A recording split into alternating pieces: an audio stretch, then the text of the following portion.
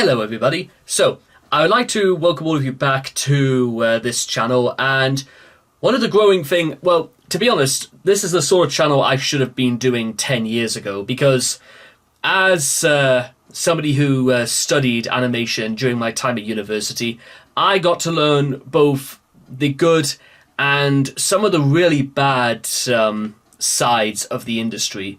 And let me tell you something right now, the bad sides of the industry for me were bad, but I think in today's climate, I think that there are some animators out there who have it really, really bad. Not only who have been working in the industry for years, but also those who are just getting involved in it, and now they're beginning to see exactly what they're up against. Especially because one of the biggest directors of all time has straight up done not so much a 180 on artificial intelligence, and we're not talking about Jorge Rodriguez, we're actually talking about George Lucas. And the problem we seem to have is that he's probably not wrong, because I absolutely believe that it's going to start venturing in that direction if people are not careful. And if people are not careful, they run the risk of literally throwing the battle overboard before even trying to fight it. So, for what they're worth, I may as well just go into detail about what exactly Lucas had said. So, I do apologize if this comes across as a little bit, a bit blunt and a bit absurd, but let's sort of get to it. Star Wars director calls AI technology the future of filmmaking and says there's nothing you can do about it. Star Wars director George Lucas has added his voice to the growing chorus of filmmakers receptive to the rising use of AI tools in movie making. Speaking in an interview with A Rabbit's Foot, Lucas, 82, said, "Artificial intelligence means it's much easier for us to make movies. Resistance to the technology," he said, "was very much like sitting here saying, well, I believe the horse and the buggy is really where it's at. These cars, they break down, they need gas, there's all kinds of problems with them, and pretty soon they'll be making them into tanks, and then they'll be killing people. It's terrible. Adoption of such tools," continued Lucas, "was an inevitability. There's nothing you can do about it. That's progress. It's the future." Lucas is not the only director of a Star Wars film to have come out in favour of AI. The British filmmaker Gareth Edwards, who made Rogue One, a Star Wars story, and most recently Jurassic World Rebirth, said generative AI is a effing genius at helping you. However, there are high-profile holdouts, including the director of The Odyssey, Christopher Nolan, who recently said, "I've never seen a technology that's been successfully adopted by Wall Street and by investors, that the public has so thoroughly rejected. Young people in particular, they coined this term AI slop. That's a sort of disdain for things AI." Meanwhile, Steven Soderbergh, whose documentary John Lennon: The Last Interview includes AI-generated sequences, has expressed her ambivalence. "I don't think it's the solution to everything, and I don't think it's the death of everything. We are in the very early stages. 5 years from now, we all may be going. That was a fun phase." Well, they may call that was a fun phase, but here's the things we need to talk about it. Because I feel that in 5 years now, it will not be a fun phase. It will become the standard norm if Wall Street had its way. Now, whilst we're talking on the subject about it, people have sometimes asked, well, what exactly can we do about it? I believe there's technically, in my humble opinion, for someone who, yes, did have exposure to the industry, who was open to working in the industry, and I think there's two things, in my humble opinion, that everyone should be doing if they actually want to see AI halted for good and for things to pick up again. And it is this. But to explain the first step, I have to first go on a bit of a tangent about something different, because it's very, very specific to the piece I want to say about AI. So, in the current year, 2026, Toy Story 5, as well as the live-action remake of Moana, have been released. One being the continuation of a series that should have stopped years ago, and one being a remake nobody really asked for, and one that has been met with critical lambasting and has continued to sour the reputation of a Hollywood icon yet again. Now, if that sounds a little bit familiar, well, let me refresh your memory a little bit to what happened 7 years ago. So, 7 years ago, I just finished university, I just graduated, and you know what also came out in 2019, for the benefit of those who don't remember? Toy Story 4, the continuation of a movie franchise that should have stopped after the third film, and the live-action remake of The Lion King. A live-action film that nobody really asked for and was also met with critical lambasting and is also seen to have slowed down the progress of a Hollywood icon. So it seems as if after 7 years, nothing really has changed. So I hardly would describe, just because of the rise of artificial intelligence, that it's going to stop just because some people have dubbed it a fun phase. Because guess what? If there's money to back it, then absolutely they will go gun-ho for it. And guess what? If people didn't see any future in artificial intelligence, it would have been stopped probably as far back as 2018, if we're being honest. If there wasn't a future in it, nobody would be behind it. But look at what's happening this day and age. We can put AI into documentaries. We can put AI into filmmaking.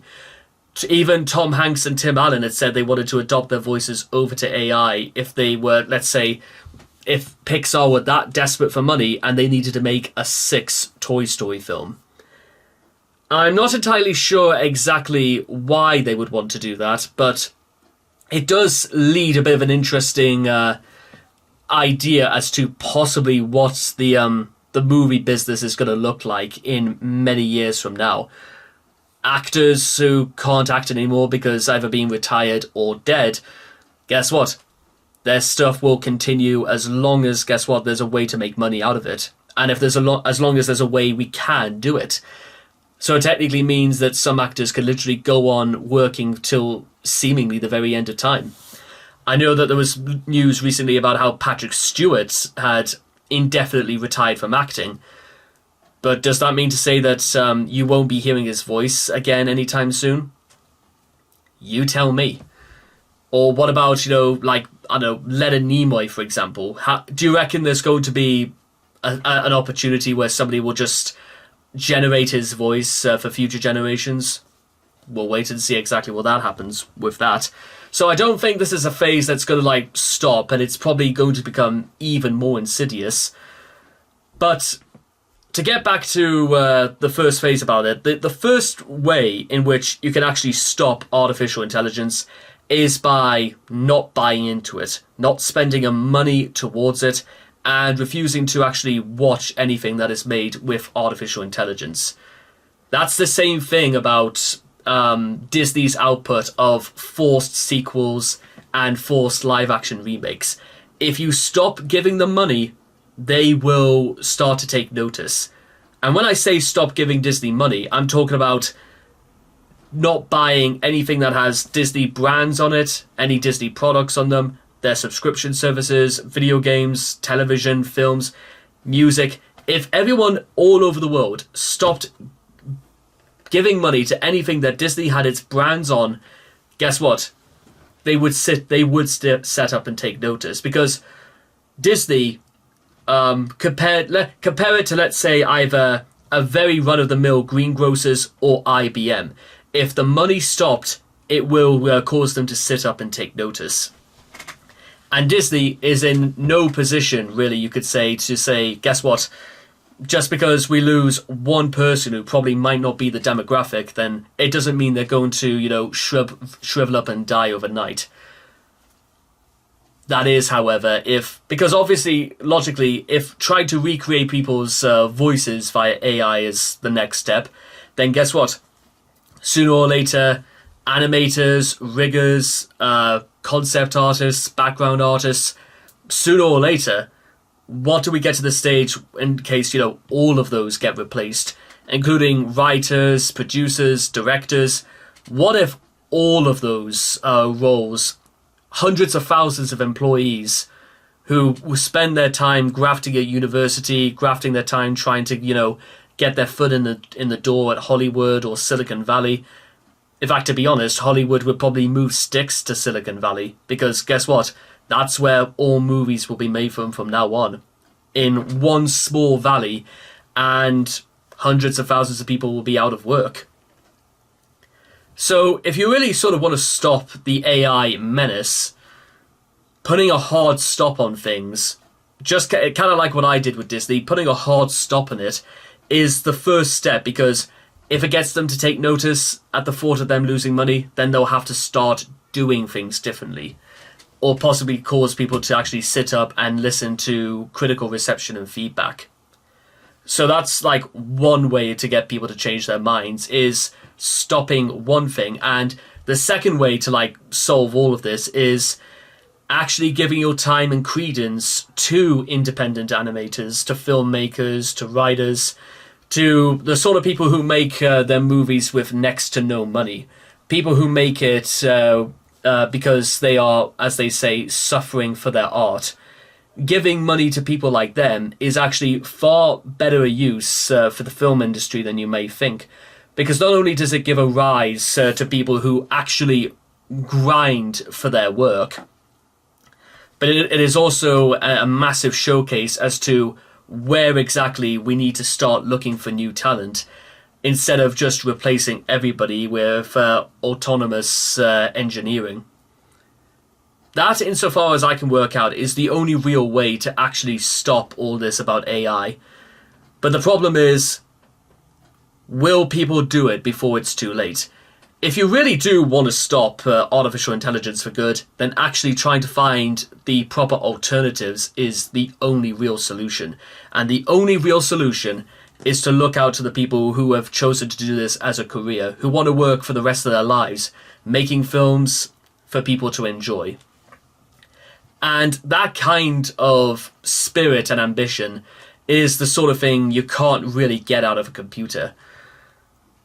And for better or worse, I hope this hopefully finds a place somewhere. I hope sooner or later we get to doing more. Because one of the things I want to do for this channel is to look exclusively at independent filmmakers, independent animators, because I want to see their works at first hand. I want to see exactly what the next generation really has to see up close, because I still... Listen, I'm not going to lie. My time at university was really not great, I'm not going to lie. But the spark, the heart of what I really want to do has not yet perished. Nothing about it has died. It's just things have turned out slightly differently.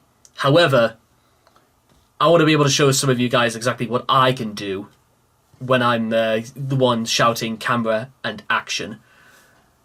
I just hope I get to do it before the idea of independent filmmakers and films being made this way have completely run out, or before it's far too late. And bear in mind, as long as I'll just say this once again, looking in that direction is better, because what some of you guys may be unfortunate to remember is that 10 years ago, I think it was Illumination Studios released a little movie called The Emoji Movie. And if you don't know what that is literally the movie where they had Patrick Stewart play a walking pile of shit. So don't start telling me that, them lot at Wall Street, or people who just throw money at something, are the ones who really know it right. This is just like the crisis going on in the video game industry. People who don't play video games, people who don't work on video games, people who've never played video games, trying to tell other people who do, can, and have what they should be doing. It is ludicrous. But let me know what you guys felt as well, because I really, really want to hear what your guys' takes on it. And that's kind of why, honestly, I think George Lucas has it wrong. Not that I feel like he has anything to worry about, but that's besides the point. Meantime, I'll see all of you guys again next time. Thank you.